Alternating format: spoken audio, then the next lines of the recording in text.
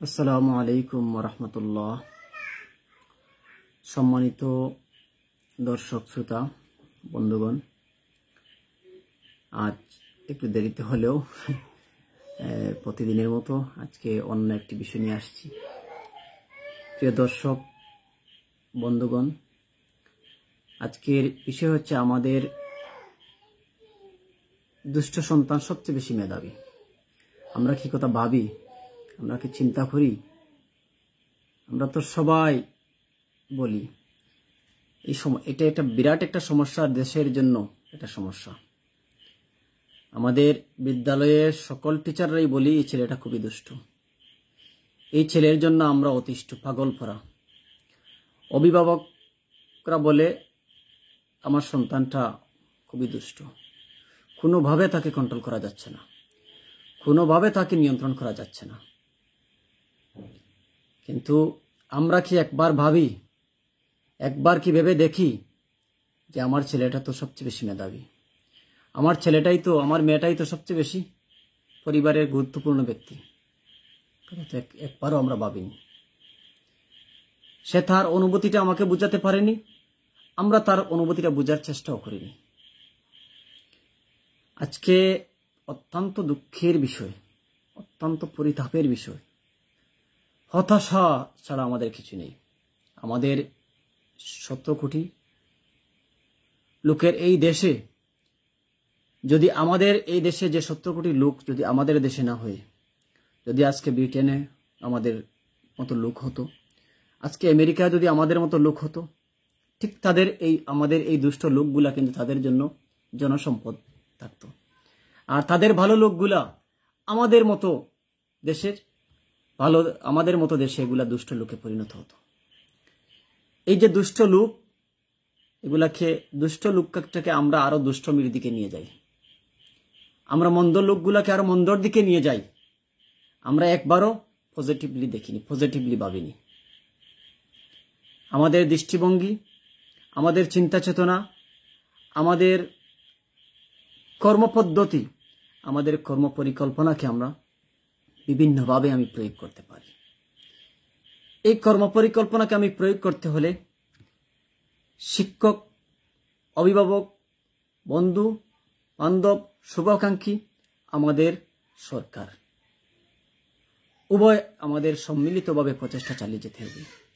যদি আমাদের সম্মিলিতভাবে প্রচেষ্টা যদি না চালিয়ে যেতে পারি, আমাদের দেশের যে অবস্থা সৃষ্টি হচ্ছে, আমাদের দেশের যে নৈরাজ্য, আমাদের দেশের যে হাহাকার, আমাদের দেশে যে করুণ পরিণতির দিকে আমরা ধাবিত হচ্ছি, কোনোভাবে আমাদের দেশটাকে আমরা নিয়ন্ত্রণ করতে পারছি না, কোনোভাবে আমাদের দেশটা কন্ট্রোল করতে পারছি না।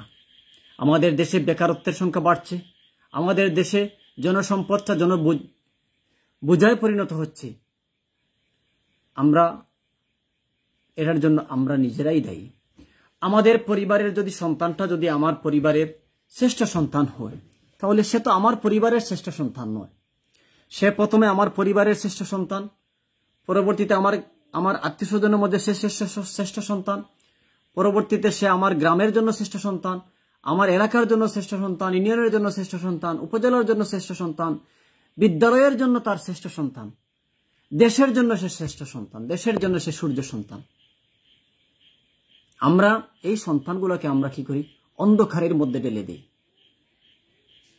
আমাদের উচিত হবে এই দুষ্ট সন্তানগুলাকে আমরা একটু বিভিন্নভাবে তার সমস্যাগুলো আমরা খুঁজে বের করি, এগুলাকে আমরা চেষ্টা করি, তার প্রতিভাটা কি আছে, তার মধ্যে এমন কি আছে, সেটাকে আমরা অনুসন্ধান করে বের করে নিয়ে আসি। আমাদের প্রিয় প্রবাসী বন্ধুগণ, আমাদের বাংলাদেশের অনেক প্রবাসীরা আছে, বিভিন্ন দেশে, পৃথিবীর বিভিন্ন দেশে আছে। তাদের দেশে তো দুষ্ট লোক নেই, তাদের দেশে তো মন্দ লোকগুলা নেই, তারা সব ভালো লোক। কেন আমাদের দেশে এই মন্দ লোকগুলা? কারণ আমরা তো তাদের দেশে যে মন্দ লোকগুলাকে ভালো লোকে পরিণত করে, মন্দ লোকগুলাকে তারা জাস্টিফাই করতে পারে, আমরা তো পারি নাই। এটা হচ্ছে আমাদের ব্যর্থতা। আমাদের এই লোকগুলাকে আমরা বিভিন্নভাবে যদি সে দুষ্ট যদি না হয়, তার মেধার প্রকাশ, সে যদি মেধাবী না হয়, তাহলে সে কিভাবে দুষ্টমি করবে? তার চাঞ্চল্য যে কিভাবে প্রকাশ পাবে? সে তো পারবে না। সমাজের যারা বুধশক্তি নেই, সমাজের যারা বিভিন্নভাবে অসুস্থ, সে তো দুষ্টও নয়, সে তো ভালোও নয়, সে তো বিভিন্নভাবে অসুস্থ। আমরা সবাই জানি মেধাবী যে যত বেশি দুষ্ট, সে তত বেশি মেধাবী, সে তত বেশি আমাদের সমাজের জন্য ভালো মানুষ, ভালো লোক। আমরা এটা পজিটিভলি দেখতে হবে। আমরা আমাদের এই সন্তানটাকে, আমাদের এই মেয়েটাকে, আমাদের এই ছেলেকে, আমরা তার প্রতিভাকে আমরা বিভিন্নভাবে জাস্টিফাই করব। আমরা চিন্তা করে দেখবো সে খেলায় ভালো, না সে কোনো একটি কাজে ভালো, না সে বিজ্ঞানে ভালো, না সে বিভিন্ন প্রতিযোগিতা ভালো। তার মেধাটাকে আমরা ছেড়ে দিব। ছেড়ে দিয়ে আমাদের আত্মীয় স্বজন, প্রতিবেশী, শিক্ষক, তার বন্ধু বান্ধব সবার মধ্যে আমরা উন্মুক্তভাবে তাকে ছেড়ে দিয়ে বিভিন্নভাবে তাকে আমরা অনুসন্ধান করব, তাকে নিয়ে আমরা রিসার্চ করব। এটা দেশের শিক্ষা কাঠামোর মধ্যে এটা নিয়ে আসা উচিত যে আমাদের বিদ্যালয়ের শিক্ষার্থীকে আমরা কিছু দিনের মধ্যে তাকে কিছু কাজ দিয়ে দেব, বিভিন্ন তার মেধাকে যাচাইয়ের জন্য, তার মেধাটা কি কাজে লাগতে পারে। তখন তাকে আমরা সে অনুযায়ী আমরা তাকে যোগ্য নাগরিক, আদর্শ নাগরিক, শ্রেষ্ঠ নাগরিক, শ্রেষ্ঠ সন্তান হিসেবে তাকে আমরা গড়ে তোলার চেষ্টা করব। তাকে দুষ্ট বলে তাকে যদি আমরা শাস্তি দেই, তাকে যদি দুষ্ট বলেই তাকে যদি আমরা জেলে নিয়ে রাখি, যে রাখিব নিরাপদে দেখাবো আলোর পথ, আমাদের জেলখানার গেইটে লেখা আছে রাখিব নিরাপদে দেখাবো আলোর পথ। কোন জেলখানা কি নিরাপদে রাখছে? আলোর পথকে দেখাইতে পারছে আমাদের দেশে? না অপরাধীর সংখ্যা দিন দিন বৃদ্ধি পাচ্ছে? আমাদের দেশে অপরাধীর সংখ্যা বৃদ্ধি পাচ্ছে ছাড়া কমছে না। না কমার পিছনেতে আমরাই দায়ী। আমরা তো অপরাধী সৃষ্টি করছি, দেশটাকে অন্ধকারের দিকে ঢেলে নিয়ে যাচ্ছি, সমাজটাকে অন্ধকারের দিকে ঢেলে নিয়ে যাচ্ছি। কেন নিয়ে যাচ্ছি? আমাদের এই দেশের প্রতি দরদ নেই, মমত্ববোধ নেই, ভালোবাসা নেই। আমার সন্তানের প্রতিও আমাদের মমত্ববোধটা কম। আমরা বিদ্যালয়ে দিয়ে আমরা নিরাপদে বসে আছি, বিদ্যালয়ে গেলেই আমার ছেলেটা ভালো হয়ে যাবে। আমরা কি একবার ভাবি যে আমার ছেলেটাকে বিদ্যালয়ে দিয়েছি, আমার ছেলেটাকে বিদ্যালয়ে না গিয়ে কি অন্য কোথায় যাচ্ছে, কার সাথে ঘোরাফেরা করছে, কার সাথে সঙ্গ দিচ্ছে, আমরা কি একবার ভাবি? বিদ্যালয়ে কি আমরা একবার গিয়ে খোঁজ নেই বিদ্যালয়ের শিক্ষকের কাছে আমার ছেলেটা কেমন? আমরা তো বছরের মধ্যে একবার যাই না, বিদ্যালয়তে কল করলেও আমরা যাই না, সময় নেই আমার। কিন্তু আমার সন্তানটা যদি নষ্ট হয়, বিদ্যালয়ের শিক্ষকের আসবে যাবে, বিদ্যালয়ের শিক্ষকের কিছু আসে যায় না। আর যদি আমার সন্তানটা যদি ভালো হয়, তাহলে এটা আমারও সুনাম, বিদ্যালয়ের সুনাম।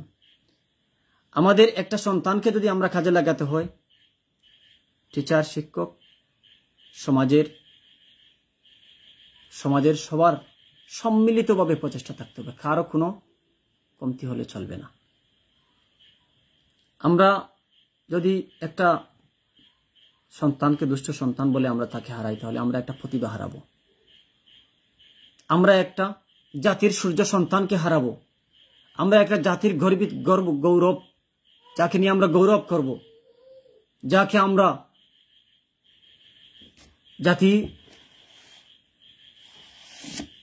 এই জাতির যে সন্তানটা আমরা ধরে রাখি এবং আমাদের নৈতিকভাবে যে সমাজে যে অবক্ষয় ঘটছে, এই অবক্ষয় রোধের জন্য আমরা